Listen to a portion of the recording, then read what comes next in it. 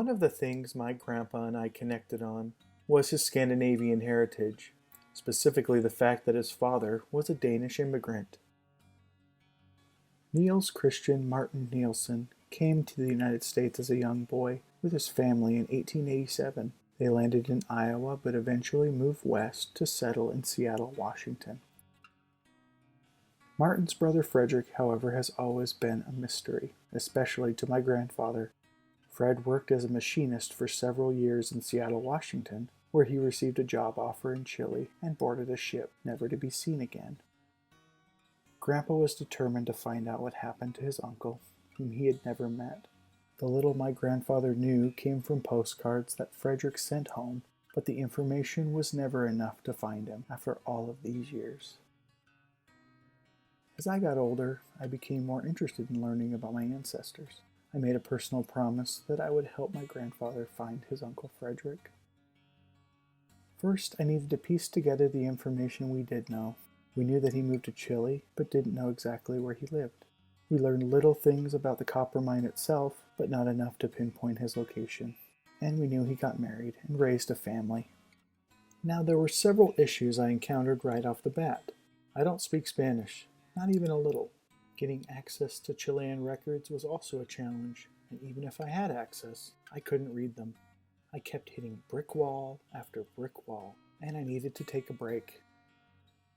In January of 2019, my grandfather passed away at the age of 91. 2 weeks following his passing, I put together a slideshow commemorating his life. Remembering my promise, this event rekindled my interest in Frederick and Chile. I decided to revisit the information that was collected over the years and saw something I had never seen before. On the back of one particular postcard that Frederick wrote home, a note was written in Spanish, along with a signature, Federico Nielsen. I was blown away. I had never thought to search the Spanish alternate name before. I decided to do another search. I logged into my family search and put the most basic search I could think of, name, Federico Nielsen. Location, Chile. There was only one result, a Chile cemetery record in Santiago. This record had recently been indexed and searchable online.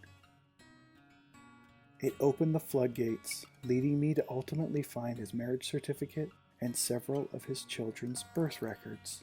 But most importantly, it told me where he lived. This experience was a testament to me that even if you hit dead ends with your ancestors, it doesn't mean you won't have success the next time. I had added all the new information to my family tree, as well as uploaded the photos I had scanned years before. I thought that this was the end of Frederick's story, but 2 months later I got a message on Family Search. Her name was Maria Jose. She is Frederick Nielsen's great-granddaughter. I am Maria Jose Ralil, the great-granddaughter of Frederick Nielsen. I live in Quilpué, Chile.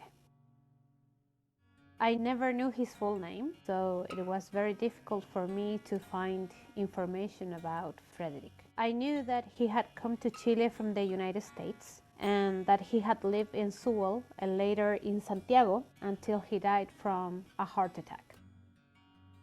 My grandmother Silvia is 96 years old and is the youngest daughter of Frederick. She has very good health, but her mind has forgotten some things. I was able to give my grandmother a photo of her parents.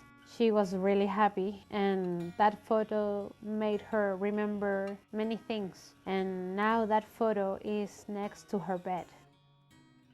It was amazing. I knew where I came from, who my family was. It is one of the greatest blessings that I ever had, to find family. Don't give up on your ancestors.